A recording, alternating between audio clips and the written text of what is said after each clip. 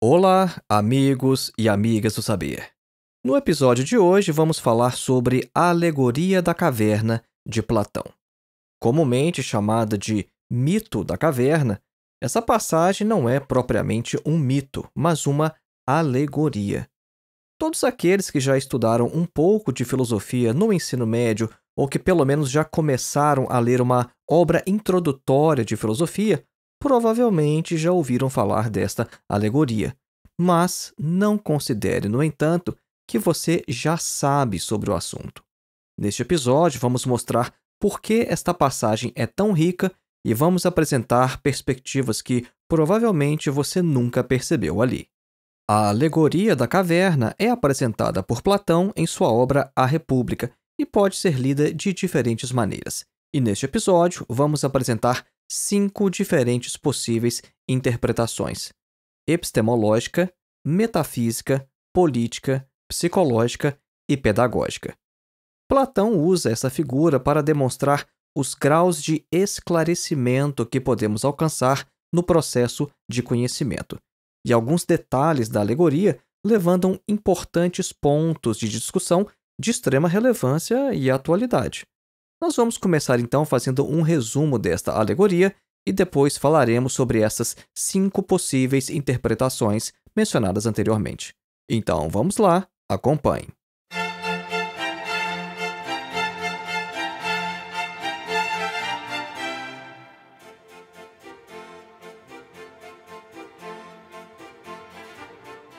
Antes de iniciar, um breve recado. Faça sua inscrição em meu mais novo curso Crítica da Religião, Feuerbach, Nietzsche e Freud. Neste curso, abordamos a religião de maneira crítica, a partir de uma perspectiva filosófica, e estudamos 3 pensadores fundamentais: Ludwig Feuerbach, Friedrich Nietzsche e Sigmund Freud.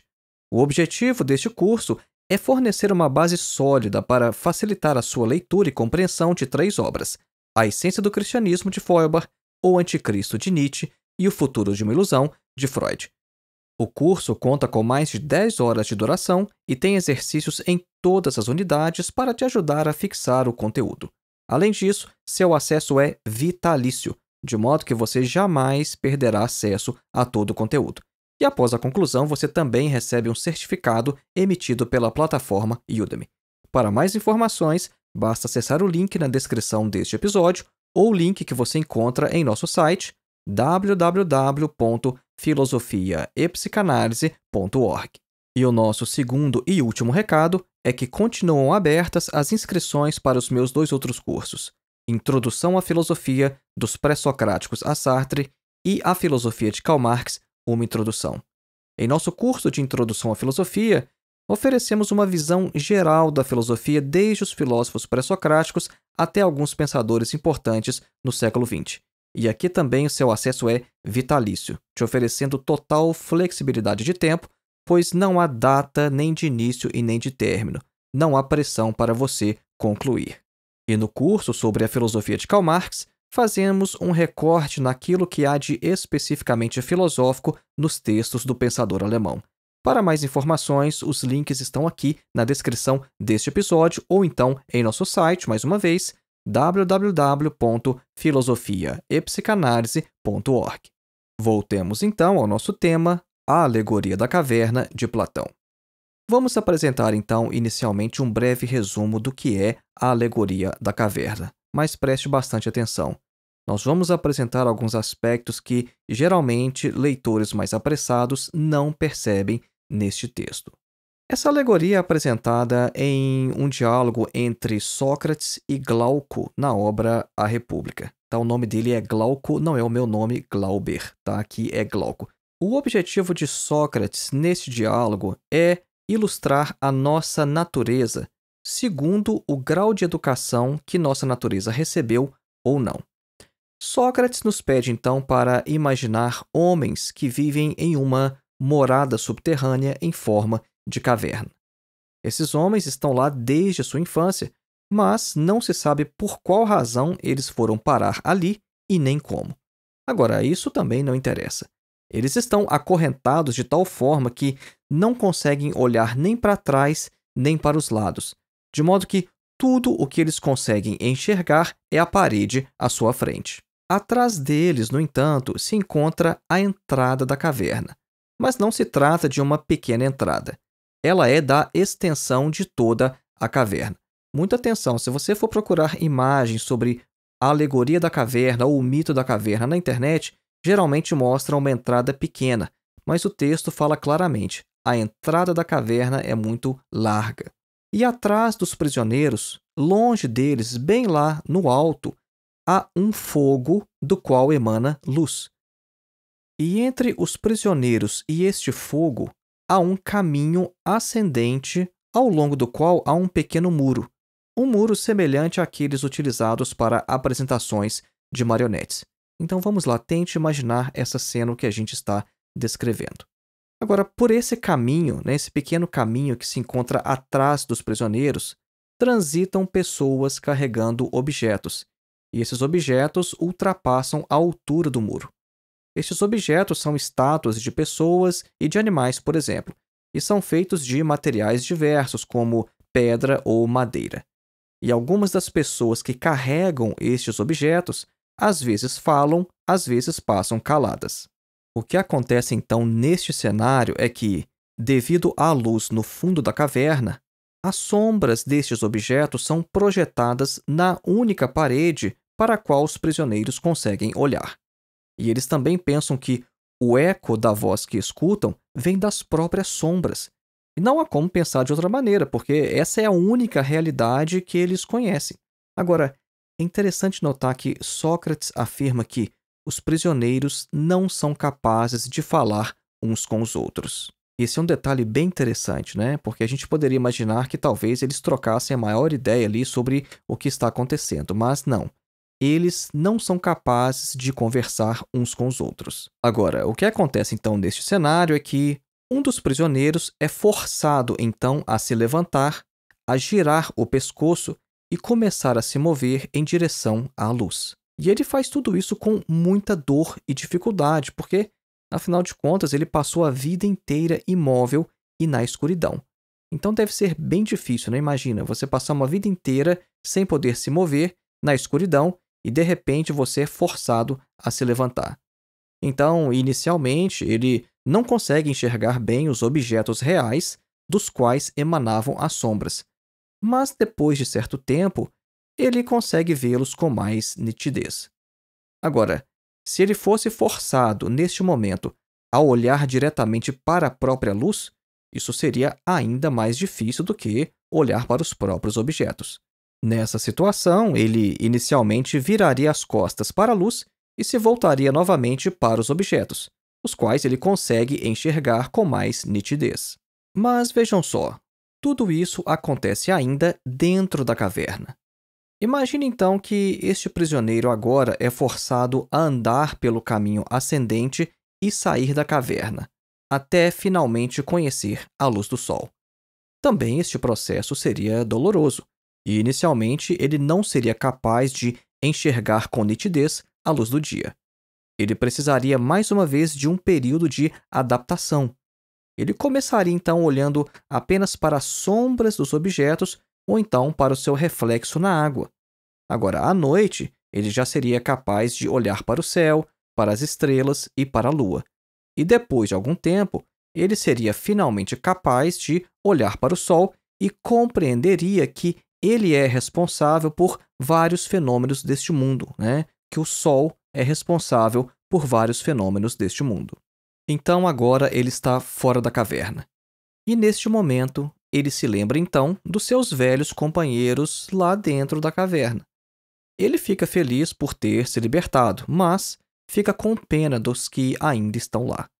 Agora, mesmo que entre eles houvesse honras para os mais hábeis sobre o movimento das sombras, isso para ele que se libertou não faria nenhum sentido, e de modo algum ele sentiria inveja dos quais dominassem os jogos das sombras. Mais para frente neste episódio nós vamos falar sobre este aspecto, tá? Ter inveja dos jogos das sombras. Mas agora vem um segundo momento. O nosso ex-prisioneiro agora vai voltar à caverna a fim de libertar seus antigos companheiros, mas não sem dificuldades. Porque, primeiro, ele precisaria se acostumar novamente com a escuridão. O que todos nós podemos perceber quando saímos de um local muito iluminado e entramos em um ambiente sem luz, né? Sempre que isso acontece com a gente está nessa situação, né? A gente está lá fora, o sol está brilhando em seu ápice, e aí quando a gente entra num ambiente escuro, a gente precisa de um tempo para se acostumar com a escuridão. Agora, o nosso prisioneiro precisaria também convencer seus antigos companheiros que aquilo que eles enxergam na parede da caverna e consideram ser a realidade, aquilo não passa de sombras dos verdadeiros objetos. Mas, se ele dissesse isso, ele seria ridicularizado. Os prisioneiros diriam que a sua excursão, né, que o seu passeio para fora da caverna, foi responsável por estragar os seus olhos. E por isso eles nem querem passar pela mesma experiência, né? Tipo, Deus me livre sair da caverna, olha como você voltou. Sócrates afirma que se alguém tentasse agarrá-los e forçá-los a deixar suas correntes, eles iriam até mesmo matar quem o tentasse se tivessem capacidade para isso. Então, o que nós acabamos de descrever foi a jornada do prisioneiro liberto da caverna. Percebam só o que é importante a gente observar aqui. O conhecimento do prisioneiro é ampliado por estágios, de modo que ele não vai diretamente para fora da caverna, mas ele começa enxergando os objetos e o fogo dentro da caverna. Isso é muito importante, tá? Geralmente a gente menciona o fato de ele sair, mas ele não vai diretamente para fora. Tá? Primeiro ele passa por um estágio dentro da própria caverna. Ele começa enxergando os objetos e o fogo lá dentro, só depois que ele vai para fora da caverna, observa as sombras lá fora, os reflexos na água, o céu à noite, a luz, as estrelas, e apenas depois é que ele consegue ver diretamente o sol. E outro momento muito importante aqui também é o retorno do prisioneiro para tentar libertar os seus antigos companheiros, porque ele não é compreendido, não consegue convencê-los e corre até mesmo o risco de ser assassinado pelos prisioneiros. Agora, outro detalhe interessante que me chama muita atenção nessa alegoria é o fato de o prisioneiro ser forçado a sair da caverna. Ele não o faz porque quis, mas ele foi vítima de um certo tipo de violência para sua educação. Vejam só que interessante. Ele é forçado a sair da caverna. Ele passa por um tipo de violência para sua educação. E Sócrates também afirma que o ex-prisioneiro desprezaria as honras conferidas a quem melhor dominasse os jogos das sombras, se isso fosse possível entre os prisioneiros, algo que não é porque eles não conversam entre si. Já afirmamos isso neste episódio. Agora, a mensagem de Sócrates é clara. As honrarias conferidas a certos tipos de conhecimentos menores e falsos não devem ser invejadas. Mas nós faremos agora a nossa clássica pausa musical, a fim de que você absorva melhor o conteúdo exposto até agora e revigore a concentração para o restante do episódio. Quando voltarmos, vamos apresentar 5 possíveis interpretações à alegoria da caverna. Nós vamos ouvir hoje um trecho do Concerto para 2 oboés em Fá maior, opus 9, número 3, do compositor italiano Tommaso Albinoni, nascido em 1671 em Veneza, na Itália, e falecido em 1751, também em Veneza. Albinoni é um compositor do período barroco.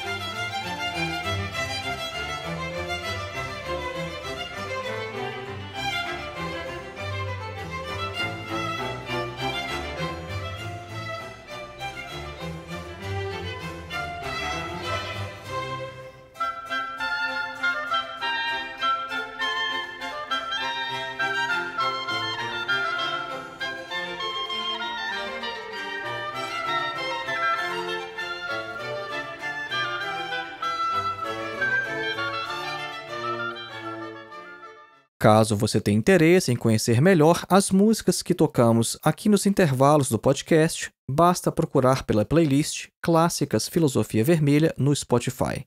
Na terceira aba do nosso perfil há um link direto para esta playlist. Voltemos então ao nosso tema, a Alegoria da Caverna de Platão. Como nós já afirmamos, a Alegoria da Caverna de Platão é apresentada no 7º livro da obra A República. Esta é uma das metáforas mais poderosas da filosofia ocidental, sendo possível interpretá-la de várias outras maneiras, além daquela proposta no próprio texto. Então vamos falar agora sobre as possíveis interpretações epistemológica, metafísica, política, psicológica e pedagógica. Vamos começar então com a interpretação epistemológica. O que quer dizer isso, epistemológica? Vem de uma área da filosofia chamada epistemologia, que é uma área que trata sobre o conhecimento, sobre a episteme.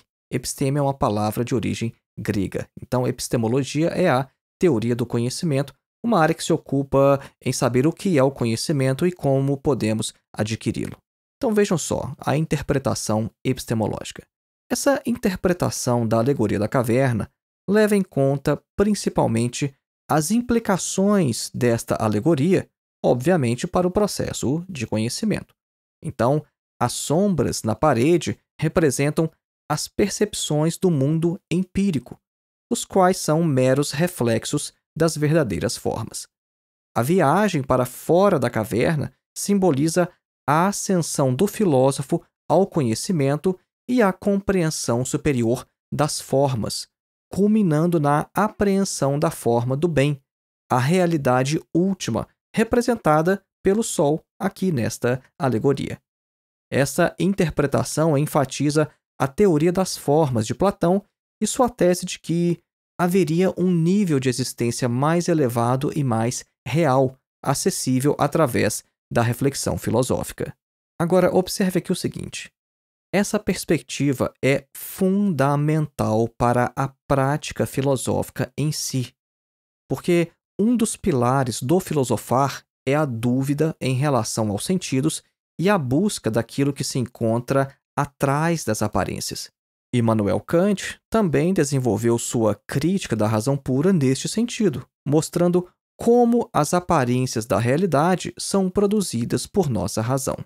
Agora, ele não era, todavia, tão otimista quanto Platão sobre a possibilidade de se conhecer os verdadeiros objetos dos quais emanam as sombras, de modo que, em Kant, nós temos o que ele chama de coisa em si, a qual se encontra além dos sentidos e é incognoscível. E vejam só, isso é mesmo muito importante, porque se a verdade fosse simplesmente o que é dado na experiência, não haveria necessidade alguma de filosofia ou mesmo de ciência. Também Karl Marx afirmou em O Capital que, se aparência e essência coincidissem, a ciência seria desnecessária. Isso é, se tudo fosse de fato como aparece, para que ciência? A ciência, assim como a filosofia, existe justamente para tentarmos compreender o que está por trás das aparências, porque, de fato, as aparências enganam. Se você observar o Sol da manhã até a noite, o que é que você vê? Você vê que nós estamos nos movendo ao redor do Sol, ou parece que, na verdade, que é o Sol que está se movendo? E ainda sobre esta interpretação epistemológica da alegoria da caverna. Nós devemos mencionar também que a série de filmes Matrix também explora esta ideia em certa medida. Vejam, nós podemos passar uma vida inteira acreditando que estamos vivendo no mundo real e vendo as coisas como elas realmente são, até que alguém nos mostre que existe um outro lado que deu origem às sombras que não reconhecíamos enquanto tais. É interessante, né? Mas vejam, essa trilogia Matrix pode ser também interpretada a partir da filosofia de René Descartes, mas isso extrapola o escopo de nossa presente reflexão. Mas vamos avançando então e vamos falar agora sobre a segunda possível interpretação, que é a metafísica.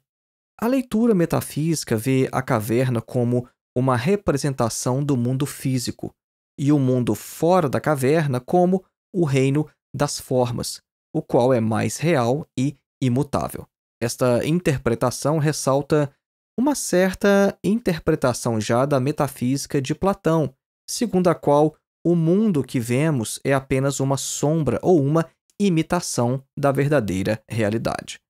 A tarefa do filósofo é transcender o mundo sensorial e compreender as verdades eternas. Um dos maiores representantes dessa vertente é Plotino, um filósofo nascido aproximadamente no ano 205 d.C.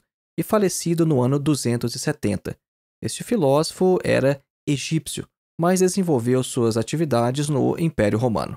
Plotino foi o fundador do neoplatonismo e explorou profundamente a natureza da realidade e do uno, tendo como ponto de partida a filosofia de Platão como exposta em sua obra Parmênides. Em seu livro Enéadas, Plotino descreve como o uno dá origem às ideias ou formas, as quais dão origem, por sua vez, às almas. Algumas dessas vão para os corpos, mas outras permanecem na esfera celestial. Plotino foi um filósofo muito importante para a constituição da chamada filosofia cristã. E aqui a gente pode ver como que a alegoria da caverna está na base de seu pensamento. Vamos avançando então para a terceira possível interpretação da alegoria de Platão, que é a política. Esta eu gosto bastante. Vejam só, Platão usa esta alegoria da caverna para delinear seus pontos de vista sobre a educação e as responsabilidades dos filósofos como líderes. O prisioneiro libertado, que regressa à caverna para esclarecer os outros, simboliza o filósofo rei, que tem que governar a polis. Agora, não por desejo de poder, mas por dever de guiar os outros para sua libertação.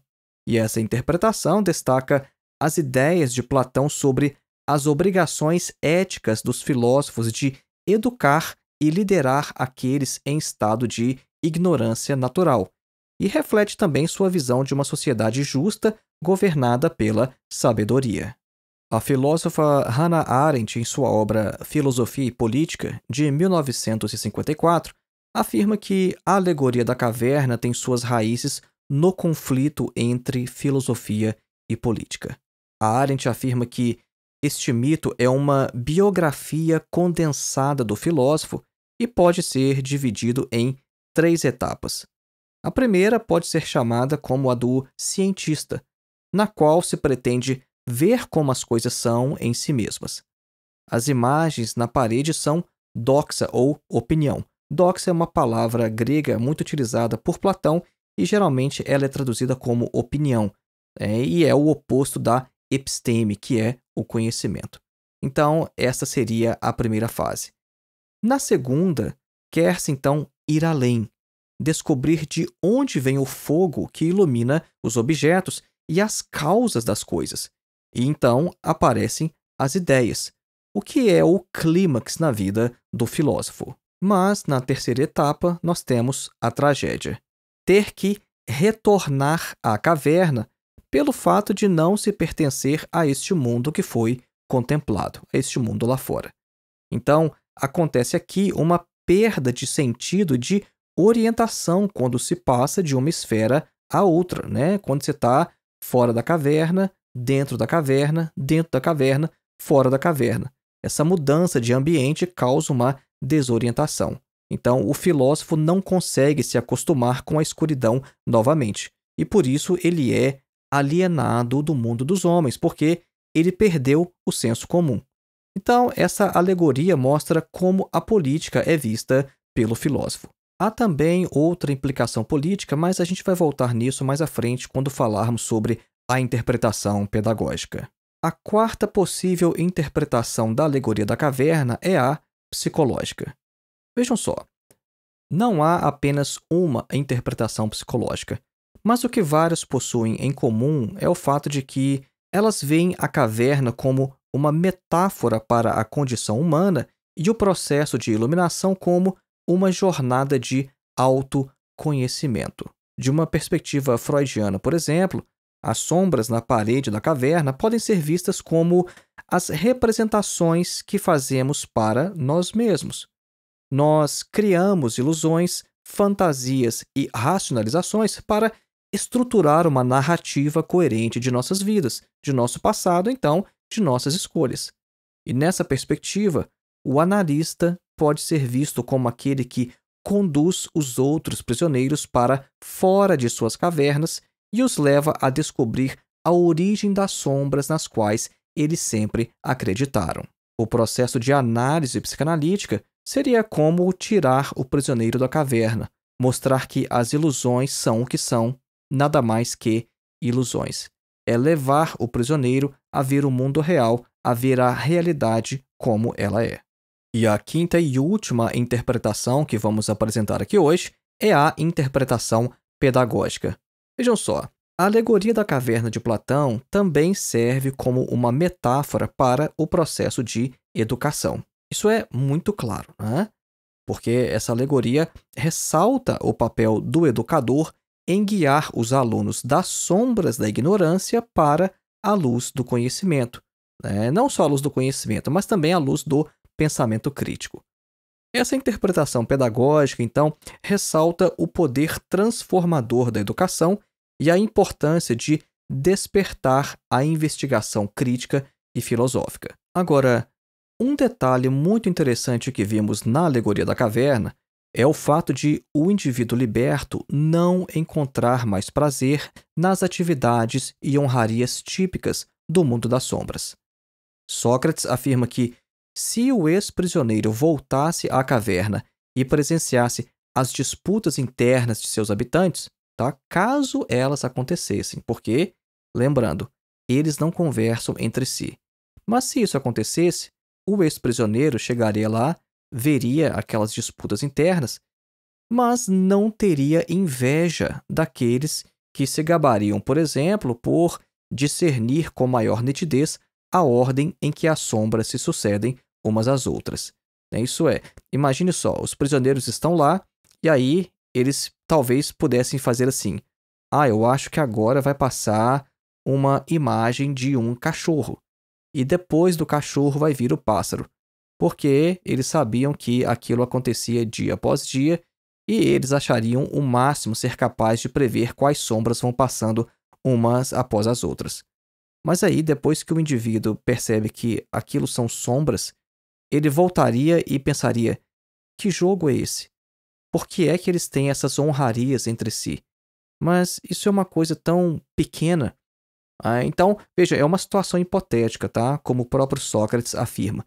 Porque eles não conversam entre si, mas se conversassem, se tivessem essas honrarias, aquele cara que saiu da caverna e voltou, ele não teria prazer algum nisso e não teria inveja nenhuma nessas honrarias de prisioneiros. E por que eu acho isso interessante? Porque isso mostra que, quando se chega a certo nível de educação, muitas atividades típicas da indústria cultural ou da cultura de massas simplesmente não interessam mais a quem já superou o mundo das sombras.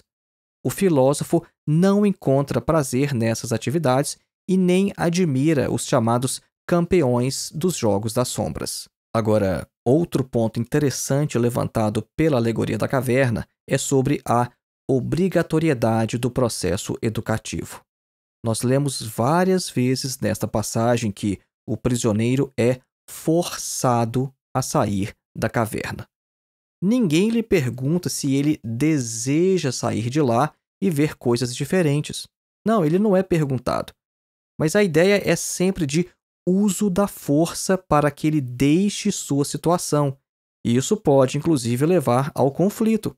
Sócrates pergunta retoricamente se os prisioneiros não tentariam até mesmo matar aquele antigo companheiro que agora tenta levá-los também para fora. Em vários países, a educação infantil é não apenas um direito, mas um dever. Deixar de registrar uma criança em uma escola é um crime passível de punição aos pais ou responsáveis legais.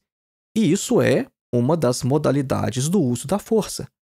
Tal prática é absolutamente normal em várias áreas do conhecimento, e nós simplesmente aceitamos isso como algo dado já normalizado. E a pergunta é: deveria ser diferente?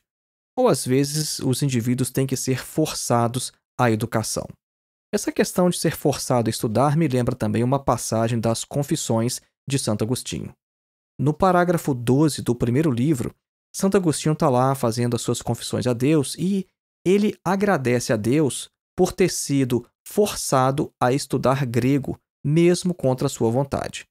E vários de nós, adultos hoje, poderíamos dizer o mesmo quanto a várias coisas que fomos forçados a aprender, mesmo não querendo quando éramos crianças. E, por último, isso nos levanta também uma questão política. Alguém deve ser forçado a ser livre? Se um escravo, por exemplo, afirmar que prefere continuar sendo um escravo, ele deve ser contrariado e forçado a deixar suas correntes? Ou a gente respeita o direito à escravidão, o direito que ele acha que possui?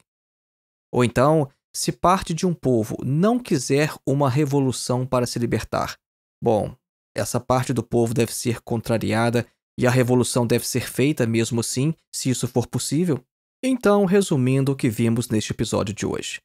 Nós fizemos inicialmente um breve resumo da Alegoria da Caverna de Platão e apresentamos 5 possíveis interpretações: epistemológica, metafísica, política, psicológica e pedagógica. Embora essas interpretações realcem diferentes aspectos da Alegoria de Platão, elas não são mutuamente exclusivas e podem ser vistas como diferentes facetas da Alegoria da Caverna. Este é um dos textos mais ricos de toda a história da filosofia e ainda hoje levanta questões essenciais que nos ajudam a refletir sobre o processo de conhecimento, a educação, a política e o autoconhecimento. E lembrando mais uma vez, faça a sua inscrição em nosso novo curso Crítica da Religião, Feuerbach, Nietzsche e Freud. O link está na descrição deste episódio e também em nosso site www.filosofiaepsicanalise.org. E continuam abertas as inscrições para o curso de Introdução à Filosofia dos Pré-Socráticos a Sartre e ao curso A Filosofia de Karl Marx, uma Introdução. Todos os links estão aqui na descrição. E se você acha que a internet é um lugar melhor com o nosso trabalho do que sem ele, seja um de nossos apoiadores através da plataforma Apoie-se. O link está aqui na descrição, ou então faça qualquer contribuição através de nossa chave Pix, que é o nosso endereço de e-mail, filosofiavermelha@gmail.com. Um grande abraço e até o próximo.